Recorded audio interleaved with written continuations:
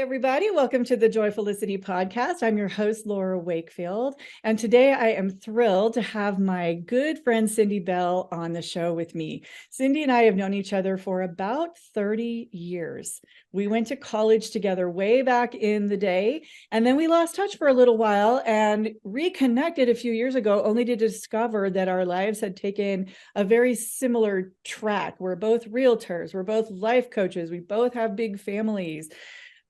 We basically lived parallel lives for all of those years. So it's been super fun to reconnect with Cindy. And she has done what I've talked about for years. And she has published a book called What the 50, dishing all things to do with life after 50. So welcome, Cindy. It's good to have you here. Thank you for having me. I appreciate it. It's wonderful. So tell me about your book. What made you go from the point of, hey, I have a lot to say, to, I think I'm going to write a book about it? Like, tell me about that. I don't really know. I came up with the phrase, what the 50, Yeah. a few years ago, right after I'm 56 now. So I kind of went through this point in my life when I was about 50, where I went through a huge transition. I got a divorce, not just a divorce, but my second divorce. And it was like a huge, huge thing for me to kind of accept. And I'm like, embrace the whole turning 50 moment as a huge transitional, pivotal time in my life. And I wanted to call it something. Like I needed to kind of label this whole experience. And then in sharing with other women my age, similar age, I wanted to have like a brand, sort of a feel like, and so it was like, what the 50. So kind of a play on what the, Yeah, exactly. yeah, Which what is the how 50. it feels for most of us Yeah, when we turn 50. There's that moment where we look in the mirror and we exactly. go, how did this happen? How did I Yes. get here? That's what I was trying to capture, like the whole, what is happening to me physically, hormonally, mentally, everything in my life is changing. Nothing looks the same, Absolutely. both figuratively and literally. And kind of wanted to capture that with What the 50. And the book is just sort of a compilation of personal stories. It's kind of a like coaching slash personal humorous moments slash serious stuff. I mean, it's just kind of a weird arrangement of my thoughts. Well, what I love about your book, because I've read it and I love it because I'm also in my 50s. Yeah. So it resonated a lot with me. And I think that it will with most women in their 50s, men too, but I think it's primarily written for the female experience of what that feels Sure. like to be in your 50s as a woman. You are just so relatable. Like, you do share stories and a lot of humor, because I think we tend to take this all very seriously. Yes. Our bodies are changing, our lives are changing, and it feels very heavy and very serious. And you just put a lot of humor into it, that we may as well laugh about this stuff because it's happening, whether we do Right. Well, it. I'm pretty sarcastic, and that's just kind of one of my defaults. Like my love language, maybe sarcasm. So Yeah. I just find humor in a lot of things, and I think if you're not laughing and having fun, what's the point, right? It's just Exactly. yeah, Well, and I think that, they call it a midlife crisis, but I don't like that term because that has a negative connotation. I kind of like midlife discovery yeah, period, but it can be very traumatic experience, yes.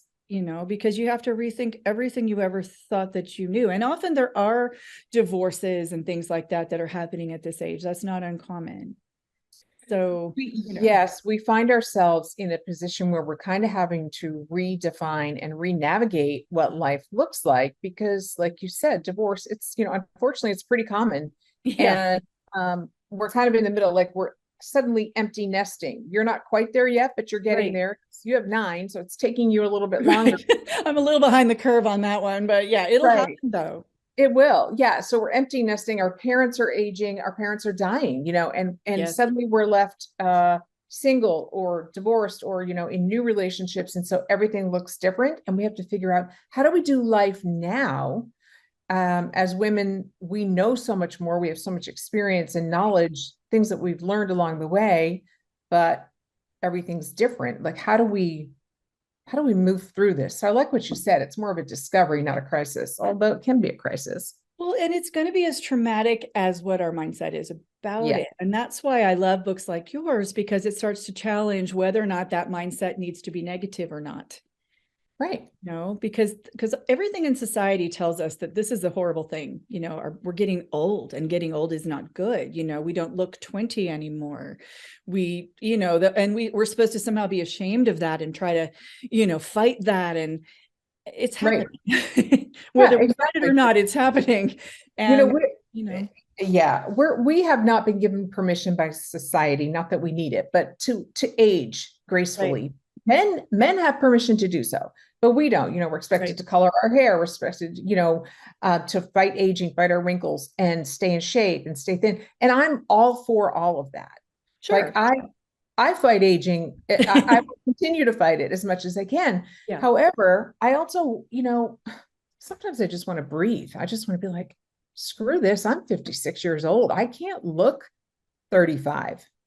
I can't. And I'm not going to. I'll do the best I can for as long as I can. But um if we put, let's say, like the medical field, if they put as much energy toward figuring out menopause and how to help women through menopause as they did making Viagra for men, or Right, exactly. like, we would have made a lot of strides.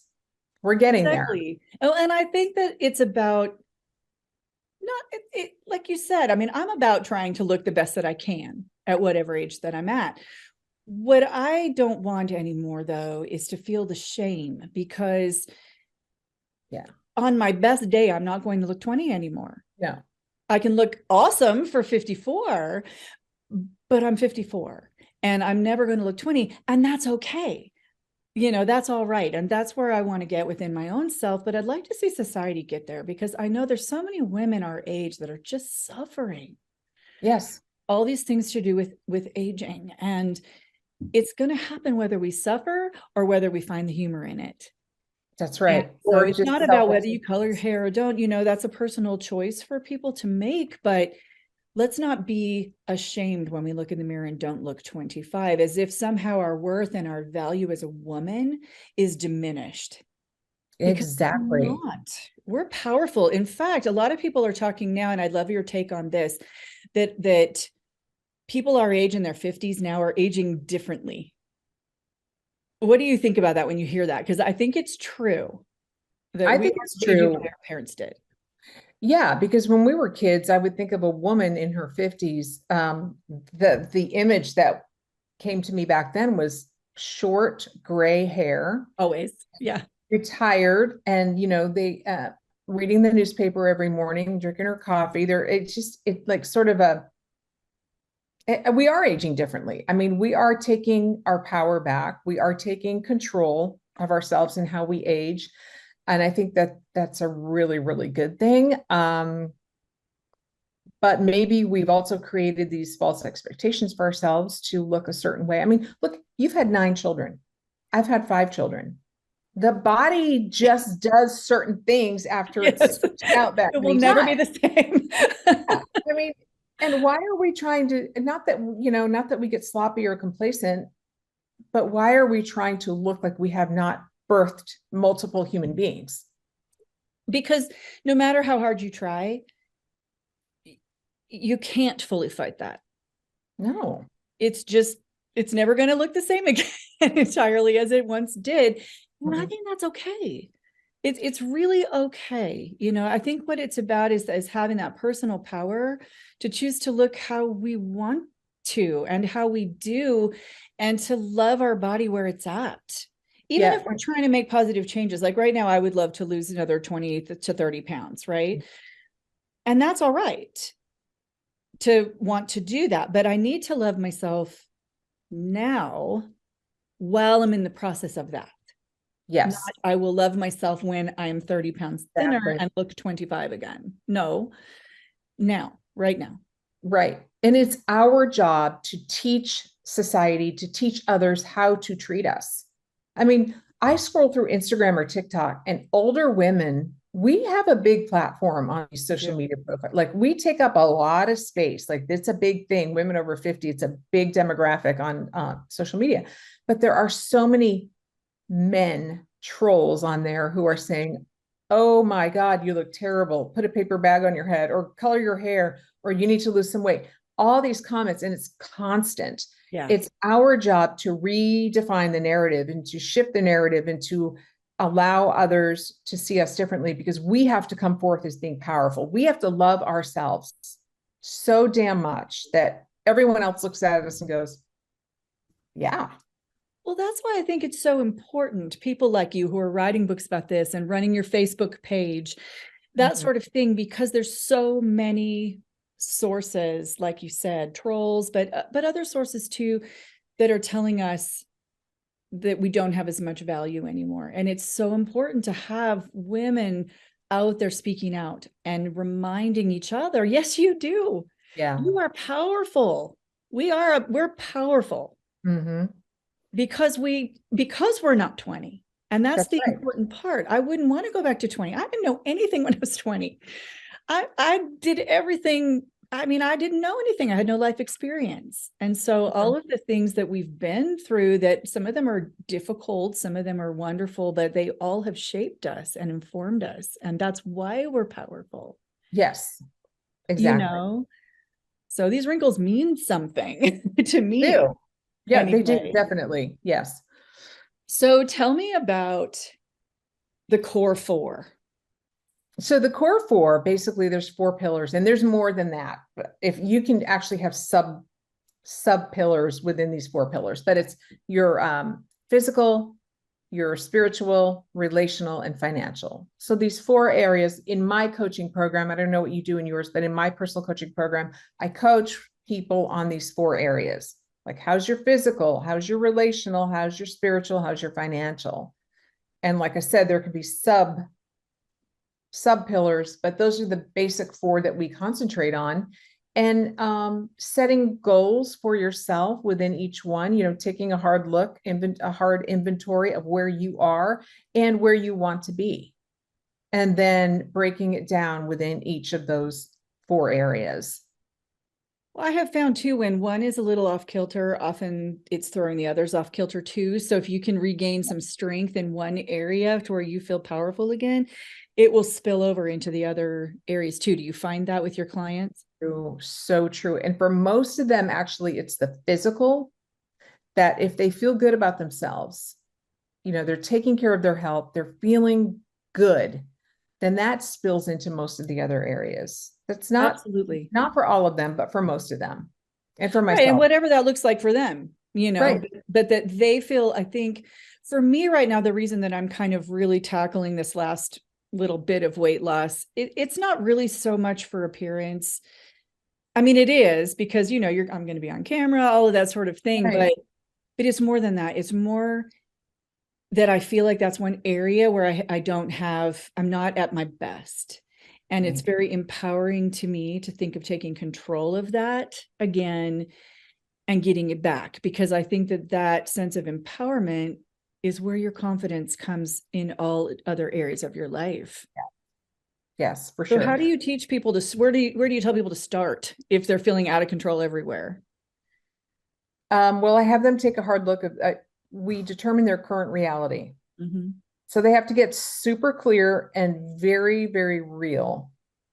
A lot of people just want to pretend and frankly lie about their current situation because it's too hard to look at otherwise. But let's be clear.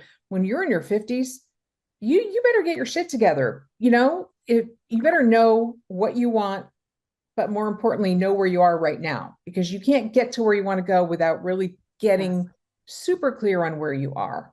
Yeah. So taking a fierce inventory of where you are in every single area of your life, and then saying, okay, it's okay. It's okay if you feel like you need to lose 80 pounds. That's okay. How are we going to tackle this? How can we get from here to where you want to be? And then take actionable steps to make it happen.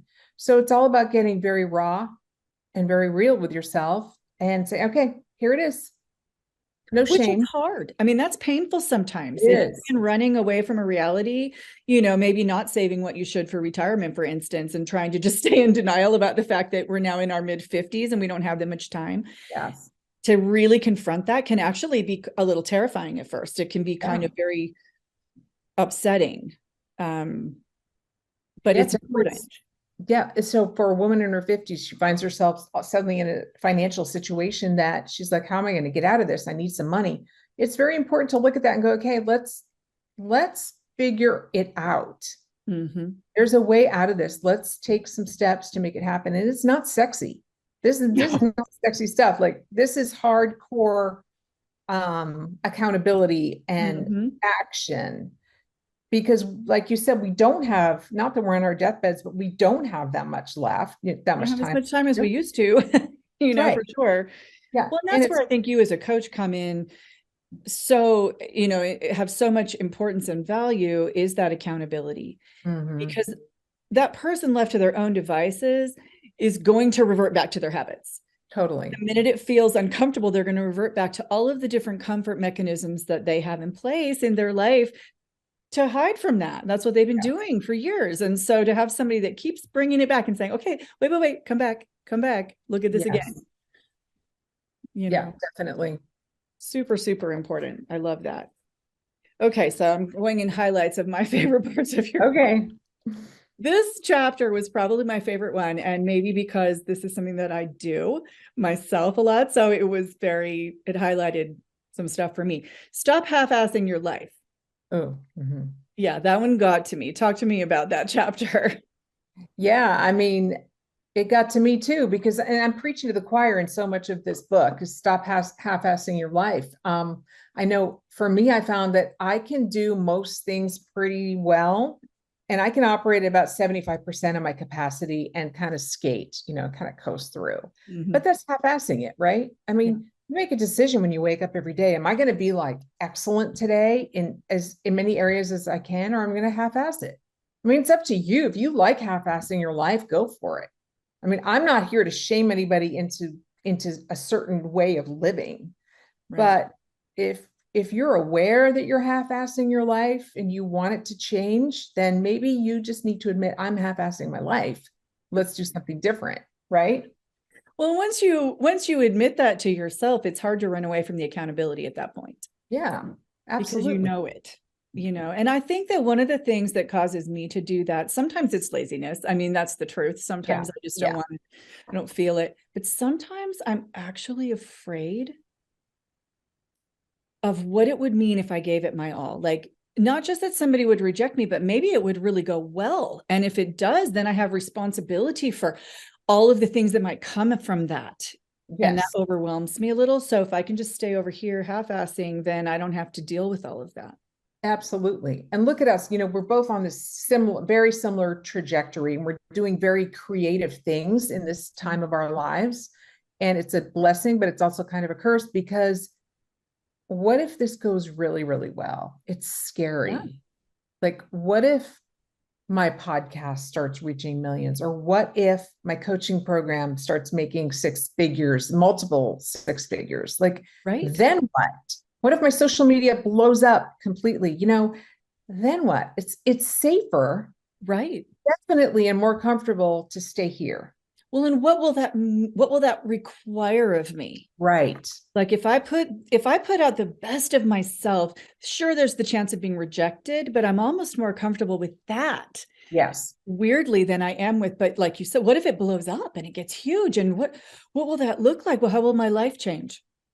Well, the more things blow up and go well, the more people you connect with, but that also means the more criticism you are Absolutely. definitely going to get. 100%. So, and that's hard, right? So it is safer to not do anything at all or to It really is. play really small. Yeah. And I'm kind of stuck sometimes, to be totally honest with you.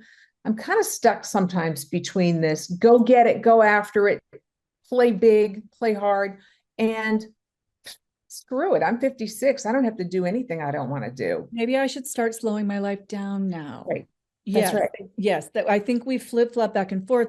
And I think we're also dealing with the societal things that, especially in our generation, not so much the younger women, but women in our generation have kind of been told for a long time that maybe we should play small, that we have a certain roles to play, and maybe we're out of our lane if we really reach big and and it's a very ingrained idea that somehow we're not being feminine anymore, or we're not being a good wife or mom if we're really reaching hard for our personal dreams. And I think a lot of us fight against those little inner demons.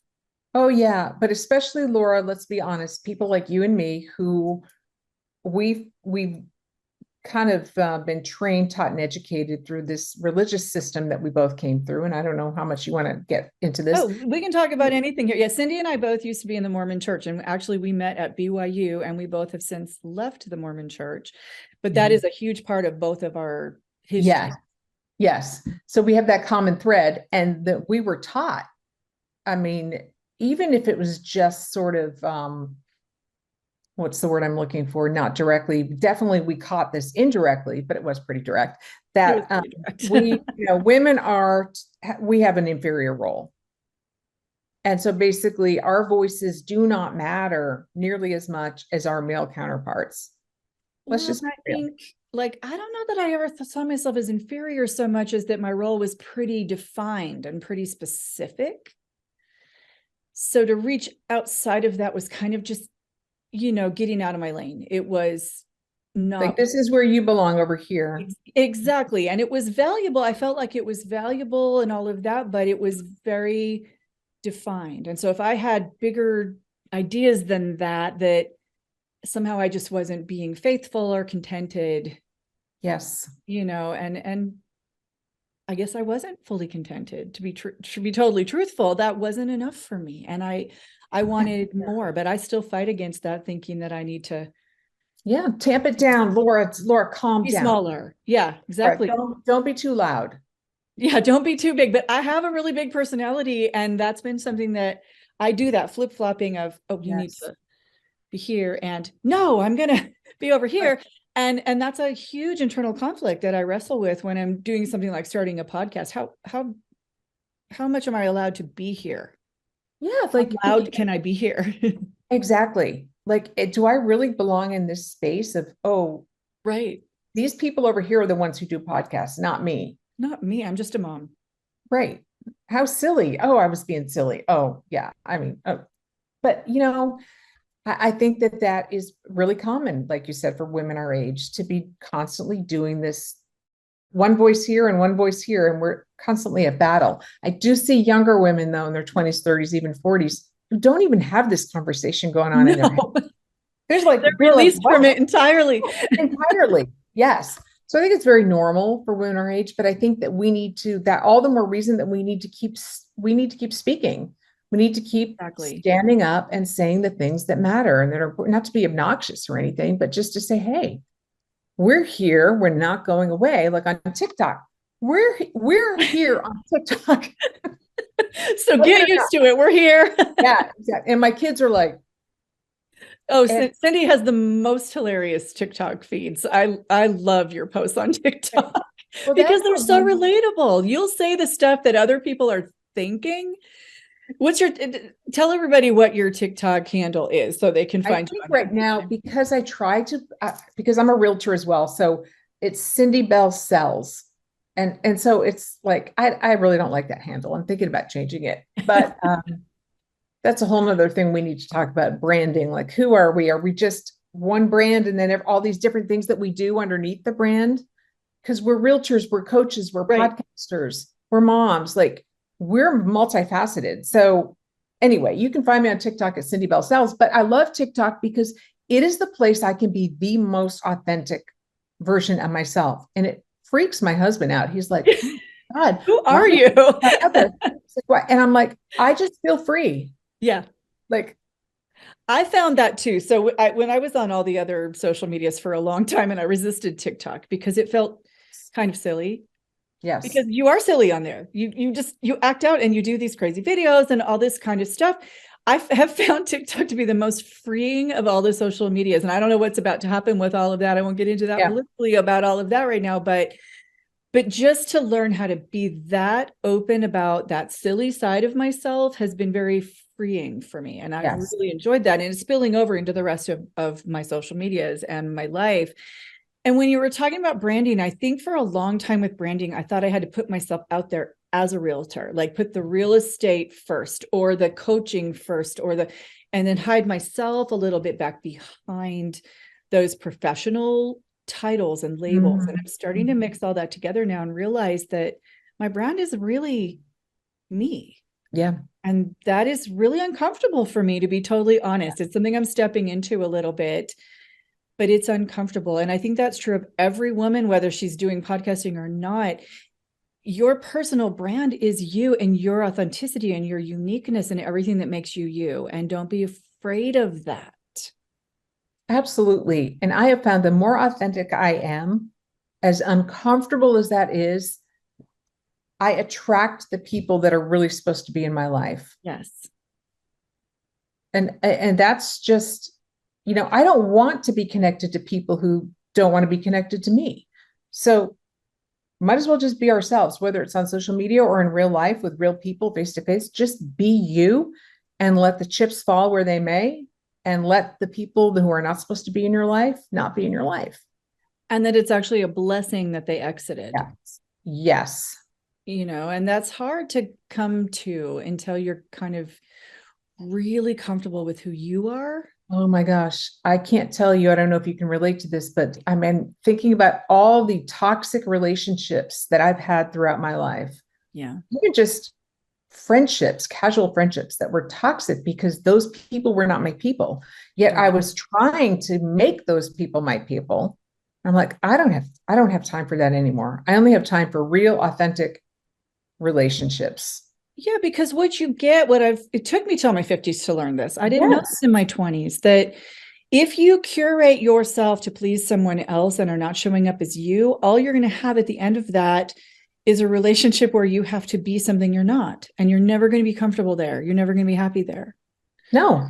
So and that was, one thing, my upbringing in the Mormon church really kind of defined me in this space, that I was taught in no uncertain terms that it was my responsibility to show up as the woman that a man might need to be his eternal companion, to be his faithful spouse. So I kind of, did these gymnastics of turning myself inside out to be that perfect woman that a man would want to marry. And it's like, I totally lost who I was. And it really wasn't until my 50s, early 50s, where I said, who am I? What do I believe? What do I stand for? What are my opinions? And it turned out that I actually did not have any of the same opinions as my ex-husband at all.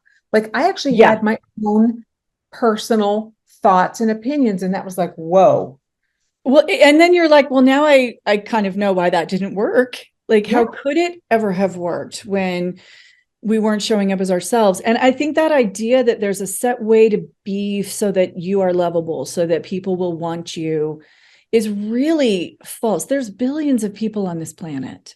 Yes. So you only need one, really, in terms of a romantic relationship. And you don't need that many friends even. And, you don't need a massive tribe. So be you. There are plenty of people out there that will want you and like you for you. And then you'll just live a more comfortable life. I mean, that's something I'm learning, but that's a hard one to learn. Being rejected still feels uncomfortable for me because it's not so much that I'm sad about those people exiting, as I still attribute something's wrong with me if somebody didn't like me or want me or approve of me. So I still do that little thing where I catch inside a little and think that they are correct.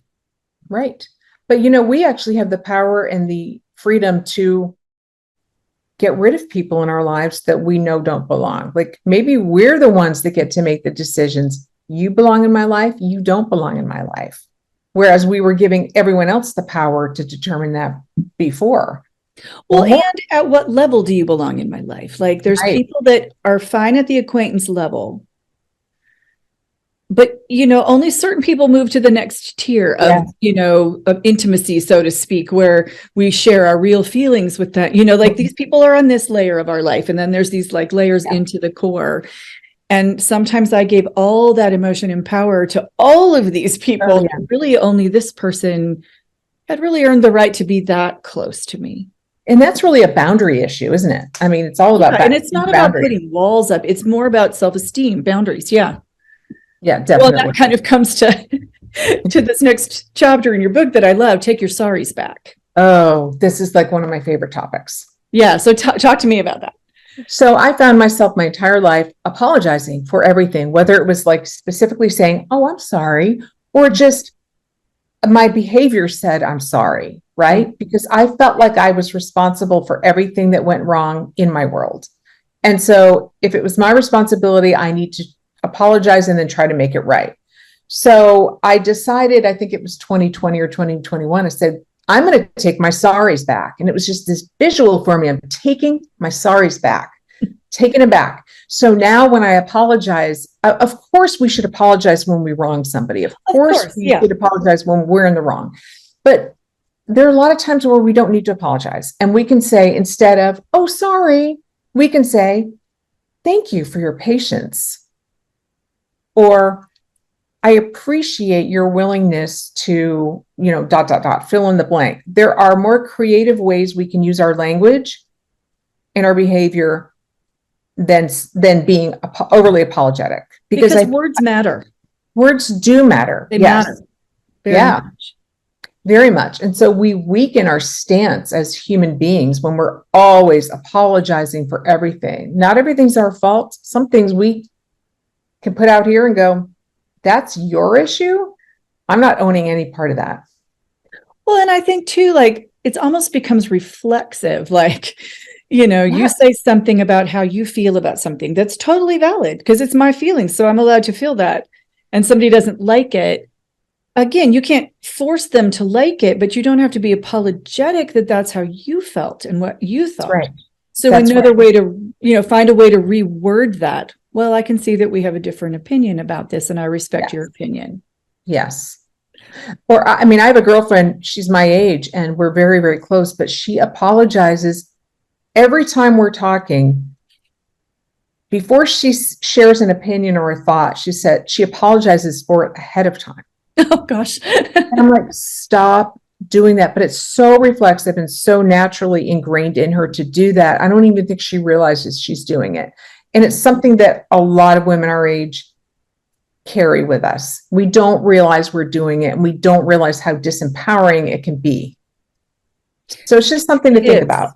Yeah, very much so, because every time that we apologize, and of course, like you said, if we've actually done something wrong, an apology is in order and we need to do that. But when we apologize over every little thing, I'm sorry that I shouldn't have said that, or I'm sorry that you feel that way about me, or all of this, we're sending ourselves a message constantly that we're bad or that we're wrong or that we somehow are responsible for everything and every interaction. And we're not. I even say things like, oh, I'm sorry, I have to hang up the phone now. Like, just say it differently. Just say, I really need to get going. Can we talk again tomorrow? Yes. Take the sorry out of it. Yes.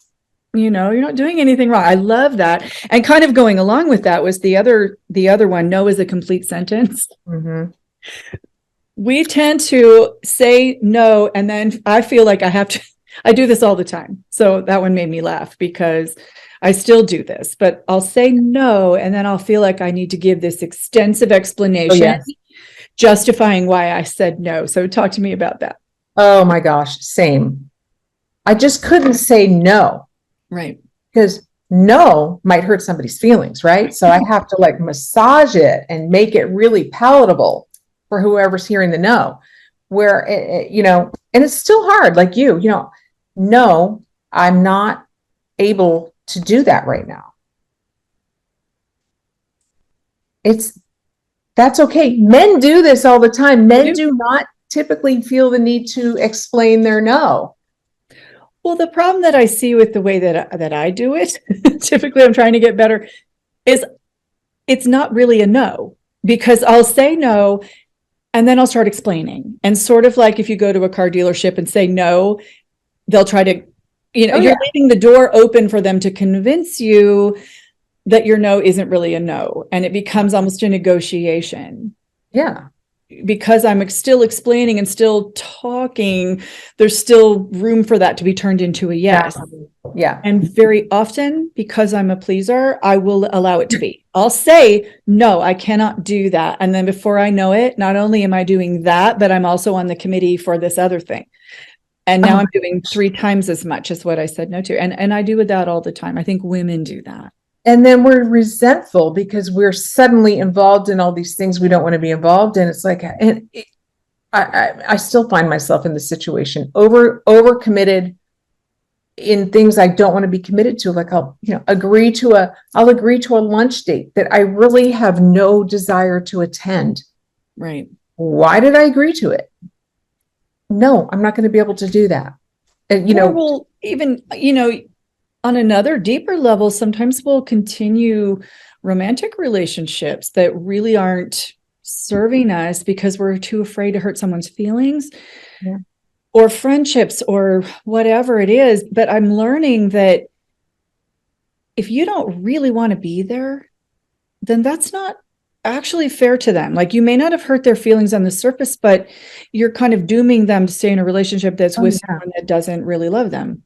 Yes. You're not always being nice. Right.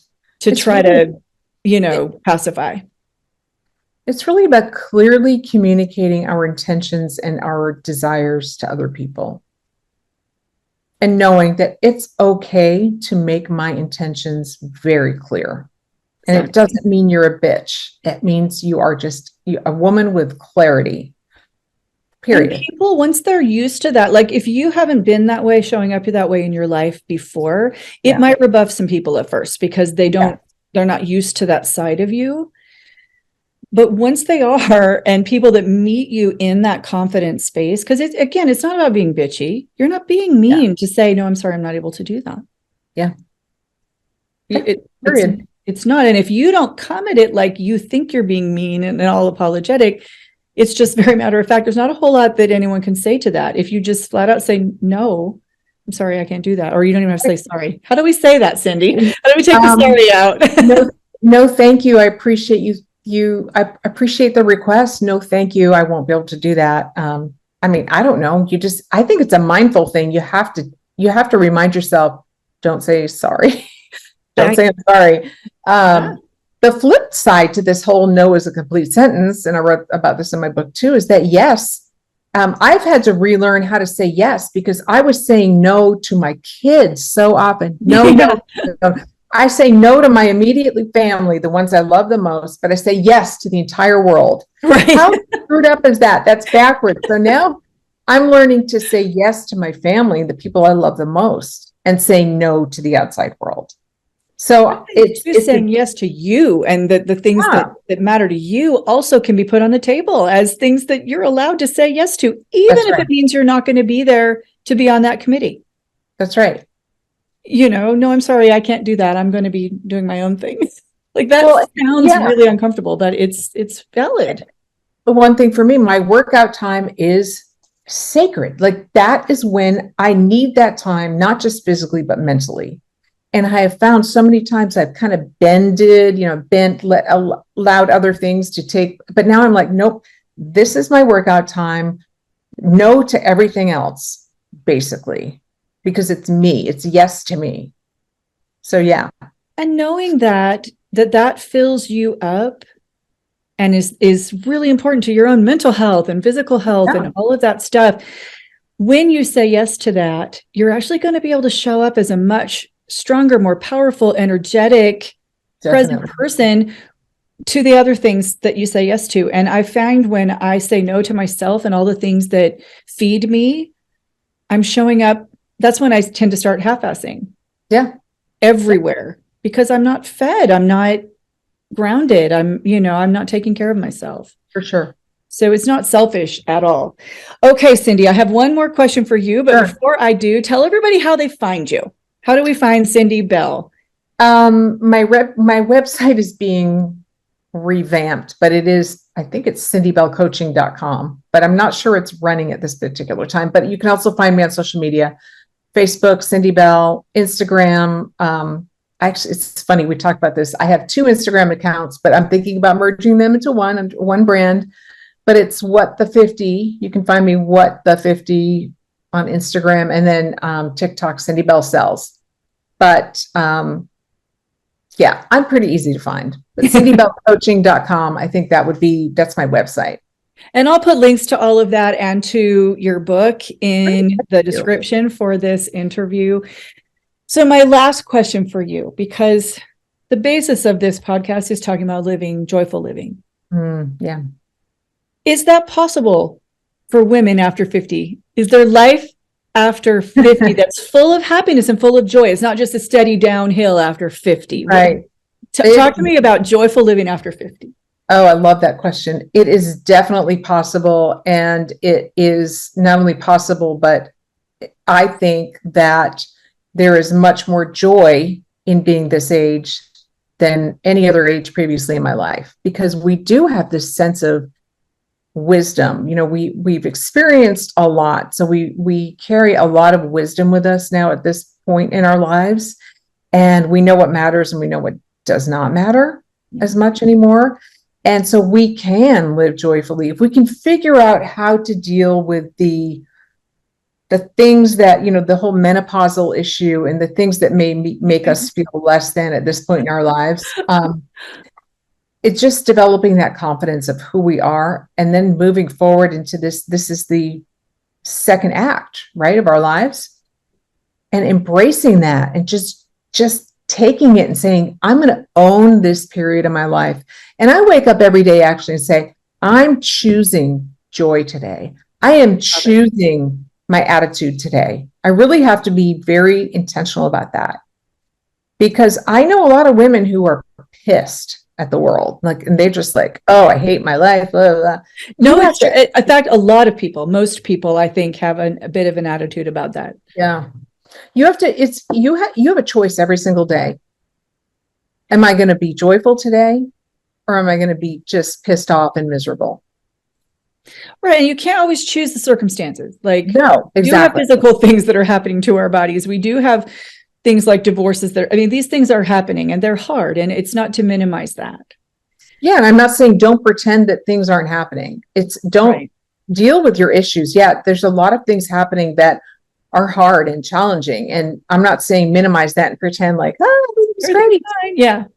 But there's a way to embrace your challenges more productively, because I just refuse. I refuse to stay stuck anymore. I refuse to stay down. I was married twice. I'm on my third marriage. Thank goodness I figured this out at age 50, right? But I married, 2 other people before him that were very wrong for me. And I just stuck with it as long as I could, but I was miserable. Yeah. And I refuse to be miserable anymore in my life. Joy, so much of this has to come from ourselves, our internal intentionality, and the outside world's going to be what it's going to be. Our circumstances are still going to be there, but we have the power to change the lens with which we view the world.